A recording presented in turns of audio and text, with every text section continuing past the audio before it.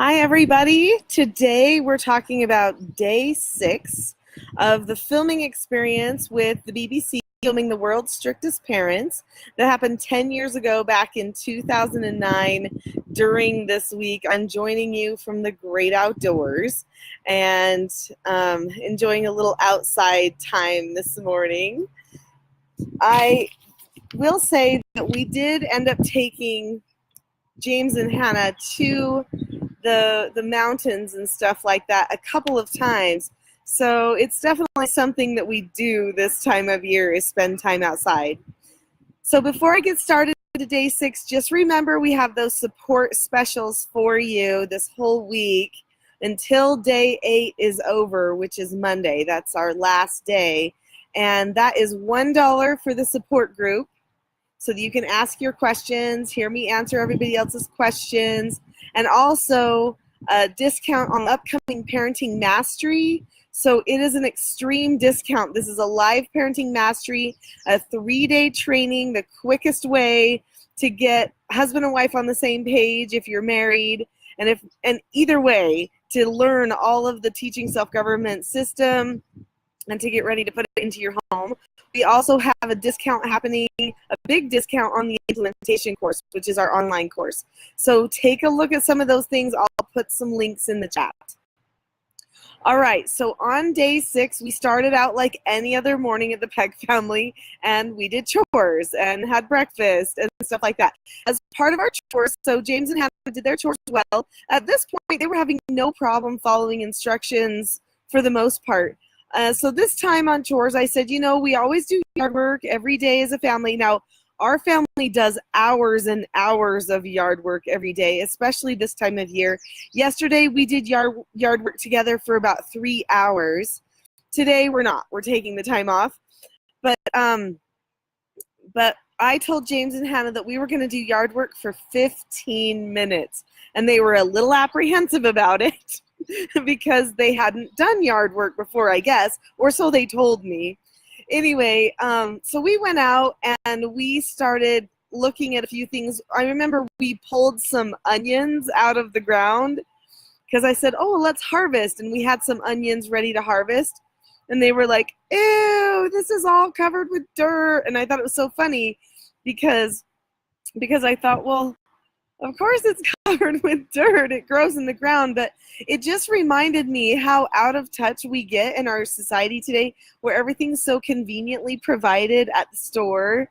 So we don't always remember that sometimes there's a little bit of a mess involved with getting food to our table. Anyway, so I think that was a learning experience for them. I'm not sure how much they loved it, but they did it. So that was a great thing. And then we had a little planning session about what was going to happen that day. And we told them that we had a special homeschool day planned for them to go to Grandma and Grandpa's house and to learn Japanese with Grandpa. So my father was a Japanese teacher. He was actually the first Japanese teacher in the state of Utah. He wrote curriculum for how to teach Japanese and everything. And he has taught my children Japanese. So when he retired, he started coming over every day to teach my children, well, not every day, every week. I misspoke there. To teach my children Japanese because Quinn and Paige wanted to learn it, especially Quinn.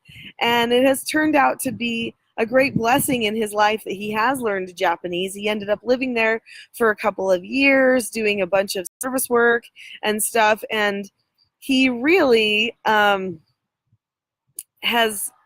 fallen in love with that culture, and he got that all from his grandpa.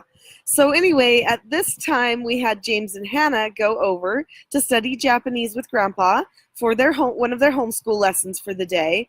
And then and then they had lunch with Grandma. And my mother is just an amazing cook.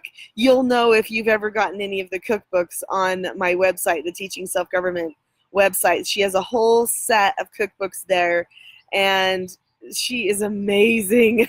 Anyway, and so they had this wonderful chicken dish, and they came home just raving about Grandma and Grandpa and about the food that they ate there and how fun it was to do the lessons with them and that kind of a thing. Anyway, I forgot we had this planning meeting, and in this planning meeting, I told them they were going to go to Grandma and Grandpa's house, and we just found out what happened there. And then after that, I said, and James is going to have a driving lesson. Well, actually, before I said that, this was interesting. I said, Hannah's going to go pick out a new dress to wear for a special gala that we were going to tonight. So that night we had a special gala that we were going to attend. It was a black tie affair, and so we told Hannah that we would go and we would rent her a beautiful gown. Well, James was immediately a little bit jealous by this. He was like, what? I don't get to have a special, something, a special tuxedo rental or whatever. And he wanted to go try on clothes and look at clothes. Because why? He's a designer. So he was feeling a little sad that he wasn't going to get to do that. But then I said, James, you got to go have a driving lesson with Spencer. And he immediately lit up. He's like, what? Driving? Because he had wanted to learn how to drive.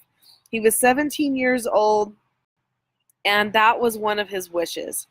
And in our culture, by 17, usually somebody is driving. I mean, not always, but especially in our family, all of our children, once they hit 15, they get their learner's permit and they start driving by the time they're 16. So that's just something they look forward to. So we assumed that he would too, and sure enough, it was one of those things on his wish list. So and then after we told them what was happening in this gala that we were going to, they actually surprised us with the sweetest thing. They said, you know what? We're going to take out all of our piercings so that we look the most presentable tonight at the gala. And they just wanted to really go high class. And I thought that was interesting that they realized that all of those piercings and things that they had, even James had some that were brand new. And he had I don't know what it's called, but they're like a starter set of earrings, like starter gauges. So he was going to gauge his ears. And he had gotten those done right before he came to the show. And so he was worried about taking those out, that somehow his ears would close in, even in that just one night. I assured him that they wouldn't, but it was their idea. I didn't bring it up. They said, that's what we're going to do. We're going to look as dignified as possible. And it was interesting that they knew that having all the gauges and pierces and everything was actually something that would not be part of a dignified appearance. So anyway, that was just really sweet. I felt like that was so kind of them to think of that, because obviously I wasn't going to require it. I felt like we had done a lot of talk about our family standards, and even though normally my children would not have starter gauges, I had empathy and understanding for James because he had just got them done. He was worried. I told him, you know what? Take all the other ones out, but keep those ones. But that day he said, I'm going to take these ones out too. And Hannah had a lip piercing that I think was fairly new as well, actually, that she had not wanted to take out before when we talked about family standard, because she was like, well, I won't be able to get it back in. There's no way I'd be able to do that. And so I was like, well, okay, I'm not going to make them completely alter their appearance and everything for an 8-day visit. So we'll go ahead and let them keep those things. But she said, I'm taking this out. And so I said, okay. And then the question was, how are we going to get it out? Because she did not know how to take it out. So anyway, so James went off to go driving with Spencer. And it was an amazing experience. Hopefully you saw some of that on the footage. So Spencer came home and told me, he said, oh, I think he really liked that. He had a lot of fun. He was a little nervous about it. But then by the time they had been driving for a while, he felt like he was getting the hang of this. And so anyway, that was a a super fun thing that he was able to do. And then I was with Hannah when we went to the dress store, and we walked into the dress shop, and normally the dress shop was not open on Saturday. We made special arrangements for them to come in. Luckily, I knew the owner of the dress shop. So she came in, and we walked into the dress shop, and there was this beautiful blue gown. It was royal blue, gorgeous, with sparkles on it, and it was on display. And immediately Hannah's eyes went straight to that gown. She didn't even want to really look at any of the other ones. She was like, no, I love this. This is it, right? And she loved it. And it covered her from top to bottom. I mean, it was short sleeve, obviously. It didn't cover her whole arms, but it covered her, all of her legs and everything, all the way down to the floor this gown went. I remember when she walked out of the dressing room and she stood in front of the mirrors and she just beamed. Just absolutely beamed. She just kept looking at herself going, I'm gorgeous. I'm gorgeous. And she couldn't get over how beautiful she looked. And truly, she was gorgeous. What a beautiful, beautiful young woman that she was at that time.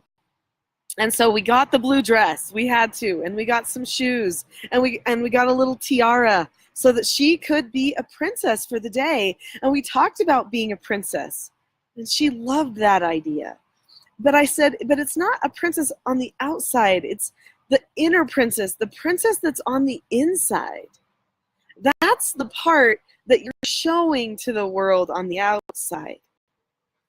And I explained to her that the reason why the Peck family cares about how we groom ourselves and what types of clothing we'll wear and stuff like that is because we want to give the best interpretation of what is on the inside.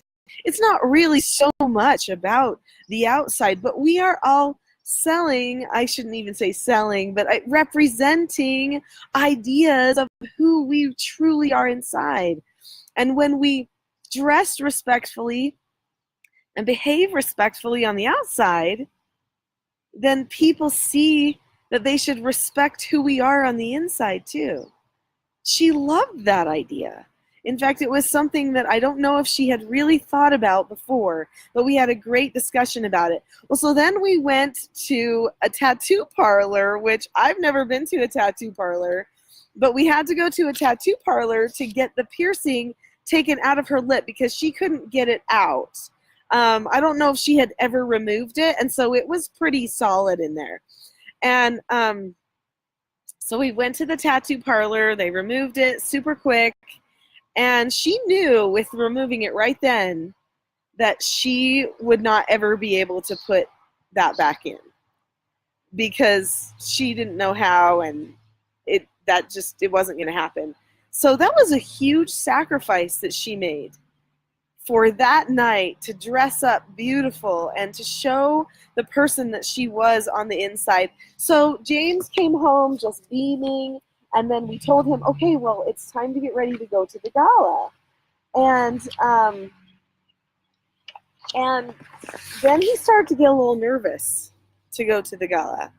So he started to get stressed. And he started to get a little bit moody because he was like, oh, those people are going to just be snobs.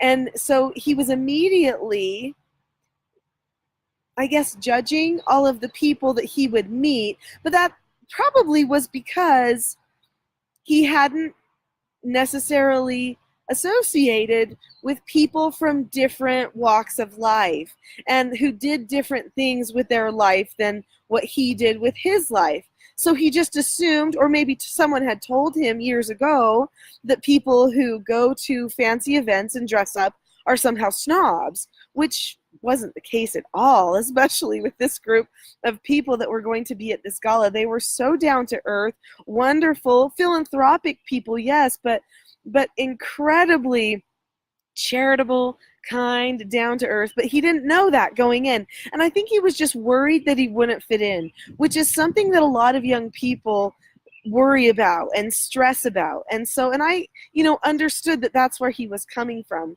So as he was getting really stressed, I thought, oh no, I don't want him to spiral out of control. I know he will love this night. I know he will love dressing up and being part of this great event, that it will be a memory for him. And so that's when you see me in the program say, James, give me a hug. And so I give him a hug, and I tell him that I know that he can do this, and that I'd be there with him, and that this is what he needed to do and what I needed to do. And I gave him some direction, some instruction that he could focus on so he could leave that anxiety behind. He felt my love and connection for him, because we really, really, to this day, will always, I get choked up, love James and Hannah. They left a special place in our hearts for them always. Anyway, and I did love him so much, and I gave him a big hug, and he could feel it. And he knew that it was going to be okay at that point, so he calmed himself down. We got him calmed, and then he got ready to go to the gala. And when we were there, and it was at the Utah State Capitol, so the Capitol building looks like the Capitol building in Washington, D.C. It's very fancy. And we walked into the rotunda, and there were all these people dressed in, fancy attire, most of them. And there was a band playing, and there was dancing, and there were some drinks. And in our community of friends, there's not alcohol that's usually served a ton, and so there weren't alcoholic beverages that were sitting out, but there were other kinds of drinks. And I said, oh, do you want a drink? And they looked at these drinks in fancy cups, and they were like, are you kidding? She's going to let us have a drink? And I said, they're like, well, what are they? And I said, well, this one's apple cider. And they're like, oh, apple cider. And so they got some, and they drank it, and they're like, oh, this is just juice. I was like, oh yeah, so where we live, apple cider is just juice. I mean, just like apple juice, apple cider is pressed a little different than the apple juice, but it's not alcoholic, and they thought it would be alcoholic. Anyway, we did some dancing, and that was really fun. And we ate dinner, and we watched the programs, and a lot of the programs had to do with America, because this particular university that was throwing the gala was a very patriotic university. And so the whole program, it had musical selections from 1776 and stuff. And sadly, James and Hannah did not know the story of the Declaration of Independence in the United States. They didn't know all that. So they were a little bit lost with what was going on with the program part of the evening. And so I think that part was possibly a little bit boring for them. At one point, they went and found one of our camera guys and just kind of hung out with him for a little bit during the main speaker. Not during all of it, but for a little bit of it, because I didn't think they really could connect the dots. I tried to explain to them about American independence actually from Britain, and they'd never heard that story before. They didn't know about it because it's probably not taught in their schools, but it was like, huh, and they didn't know about this. So anyway, hopefully they learned a little something there. Maybe not, but it was an interesting event that happened that night, and I was so happy that I was able to bring them. And multiple times throughout the night, as we were standing talking to people, I would find Hannah just looking at her gown, and I looked at her and I said, because she loved being dressed up, and I looked at her and I said, Hannah, this is the first time ever since you've been here that I have been able to see the real beauty of your face, because you are so beautiful that every time I would look at your face, my eyes would end up getting drawn to the piercing on your lip. Even though I could see you were beautiful, I don't think I really appreciated it until now. She went into the restroom at the Capitol building, and she looked at herself, and she came back out and she said, "You're right. I'm never putting that back in." And that was a beautiful thing for me, for her to see her own beauty and how much she um, can be seen by others as the princess that she is and that she was. So, and I know that she really, even to this day, appreciates the beauty of her own face. Just, knowing some of the things that she's interested in. So, at the end of the night, we came back from the gala. It was late, but as we were coming back, James and Hannah both apologized they said, if we had any behaviors that were wrong, when I got upset during the day and I was stressed about coming and thinking these people were snobs, I'm so sorry about that, because they weren't. They were really nice, and we didn't see anything like that happened. And so they just apologized for any of the thoughts or bad behaviors that they had. And that, more than anything, was, I think, my very favorite part of the day, because it just showed such charity in their hearts, their kindness and their goodness, and how they could recognize that goodness in other people, even if these other people had more money than they normally had. And that they would choose not to judge them for that, but to see them as they really were, just regular people, just like anybody else. There's bias that happens on all sides of things. People judge each other for their possessions, for where they live, for what they wear. I do like to think that the majority of people that I know in the place that I live don't actually do that as much. Obviously, there's some, but I know a variety of different people, and the majority of them don't ever look down upon somebody else just because of a simple difference like clothing styles or how much somebody makes in their career or something like that. It's just not the way things are here that much, even though there are some that are like that. Anyway, that's what happened on day 6. We still have 2 days to go, day 7 and day 8. So I hope you'll join me these next 2 days as we talk about some of those things. And if you missed the part at the beginning where I talked about how we're having some specials, we are having specials this week, some support specials, $1 on the support group, extreme discounts on the 3-day training that's coming up in July, as well as the online course. So check those things out, and we'll see you again tomorrow. Bye-bye.